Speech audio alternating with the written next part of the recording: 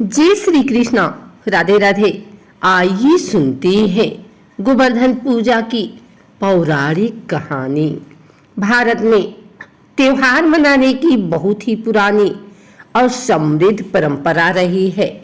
ऋतु परिवर्तन और क्षेत्रीय मान्यताओं के मुताबिक देश के अलग अलग हिस्सों में अलग अलग प्रकार के त्योहार मनाए जाते हैं। हालांकि कुछ त्योहार ऐसे भी हैं जो देश के कोने कोने में बड़े ही हर्ष और उल्लास के साथ मनाए जाते हैं। दिवाली भी ऐसा ही एक त्योहार है जो देश को एक रंग में रंग देता है।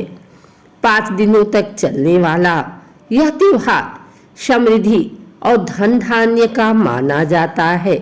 बदलते वक्त के साथ दिवाली मनाने के तरीकों में भी बदलाव देखने को मिले हैं, लेकिन एक चीज जो अब तक नहीं बदली वो है गोवर्धन पूजा। हर साल इसको मनाने वाले लोगों की संख्या में इजाफा दर्ज किया जाता रहा है। दिवाली के अगले दिन यानी कार्तिक मास के शुक्ल पक्ष के पहले दिन गोवर्धन पूजा की जाती है। ब्रज क्षेत्र के मुख्य केंद्र मथुरा से 22 किलोमीटर दूर उत्तर में गोवर्धन पर्वत स्थित है। गोवर्धन पूजा का महत्व इसी पर्वत से जुड़ा हुआ है। इस दिन को भगवान श्री कृष्ण की देवराज इंद्र पर विजय के उपलक्ष्य में मनाए जाने की रिवाज है। दरअसल हिंदू धर्म के भागवत पुराण के अनुसार द्वापर युग में श्री कृष्ण गोकुल में अपने बाल लीलाएं कर रहे थे। उस वक्त शरद ऋतु में ब्रजवासी इंद्र की पूजा करते थे। इसके पीछे मान्यता थी कि इंद्र ही बारिश करते हैं, जो उनके जीने के लिए सबसे बड़ा कारक है। इंद्र को इस बात का बहुत अभिमान भी था।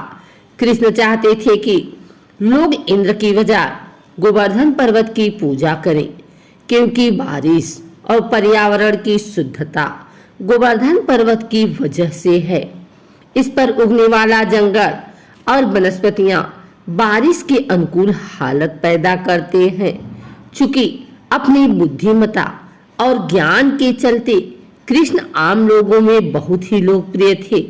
उनकी तार्किक समझ का लोग सम्मान करते थे। इसलिए ब्रजवासियों ने उनका गोवर्धन पूजा करने का प्रस्ताव मान लिया। सभी गोकुल वासियों ने गोवर्धन पूजा के लिए 56 भोग मनाए। पूजा सामग्री लेकर सब गोवर्धन पहुंचे। देवराज इंद्र को इस बात की खबर मिली तो वह कुपित हो गए।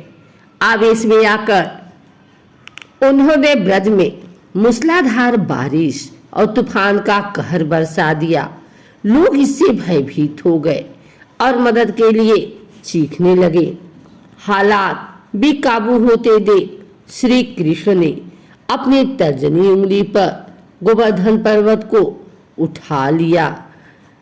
सभी ब्रजवासी अपने गायों के साथ पर्वत के नीचे आ गए। तूफान का यह सिलसिला 6-7 दिनों तक चलता रहा, लेकिन कृष्ण ने पर्वत को उठाए रखा। इंद्र ने जब देखा कि श्री कृष्ण ने सभी को सुरक्षित रखा है और उसके तूफान और बारिश का कोई असर नहीं हुआ है, तब उसे एहसास हुआ कि श्री कृष्ण कोई और नहीं बल्कि साक्षात विष्णु अवतार हैं। उसने श्री कृष्ण से अपने दुस्साहस के लिए क्षमा याचना की। इस तरह श्री कृष्ण ने इंद्र का अभिमान चूर कर दिया। उसके बाद गोकुल वासियों ने गोवर्धन की पूजा की। उसी दिन से हर साल कार्तिक मास की शुक्ल पक्ष की प्रथम तिथि को गोवर्धन पूजा का सिलसिला शुरू हुआ, जो अब तक जारी है। विष्णु पुराण में इस दिन की महत्ता को लेकर एक वर्णन और मिलता है। राजा बलि किसी भी कीमत पर अपने दिए वचन के लिए प्रसिद्ध थे। भगवान विष्णु उनकी परीक्षा लेना चाहते थे, इसलिए उन्होंने वामन का रूप धारण किया और बलि के दरबार में भिक्षा मांगने पहुंच गए। उन्होंने बलि से कहा कि मुझे आपके राज्य में 3 पग भूमि चाहिए। राजा बलि ने उनके बौने रूप को देखा और कहा कि आपकी 3 पग भूमि तो बहुत ही कम होगी। इस पर भगवान वामन ने कहा कि आप बस मुझे 3 पग भूमि देने का संकल्प करें। बलि ने उनकी बात सहज स्वीकार कर ली और उन्हें वचन दे दिया। भगवान वामन ने एक पग में जमीन को और दूसरे कदम से आकाश को नाप लिया।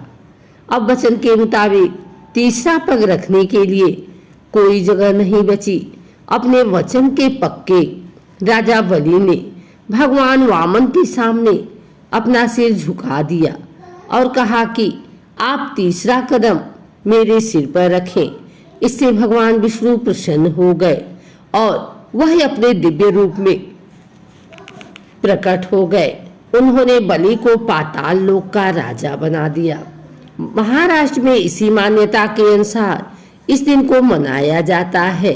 इसी दिन चंद्रगुप्त विक्रमादित्य ने विक्रम संवत की शुरुआत की थी। यह दिन गुजरात में नए साल के रूप में मनाया जाता है। इस दिन गाय के गोबर से गोवर्धन का प्रतीक बनाया जाता है और उसकी पूजा की जाती है। इस दिन 56 प्रकार के व्यंजन बनाए जाते हैं जिसे भोग कहते हैं। ब्रजवासी गोवर्धन पूजा बड़ी धूमधाम से मनाते हैं। श्री गोवर्धन महाराज तेरे माथे मुकुट विराजे, रहियो तो पे पान चढ़े, तो पे फूल चढ़े और चढ़े दूध की धार। घर घर में इस गीत को गाया जाता है। अगर आपको हमारी वीडियो अच्छी लगी हो तो इसे लाइक करें, कमेंट करें, शेयर करें। हमारे चैनल को सब्सक्राइब करके बेल नोटिफिकेशन ऑल पर सेट कर लें ताकि आगे आने वाली वीडियो सबसे पहले आप तक पहुंच सके। धन्यवाद।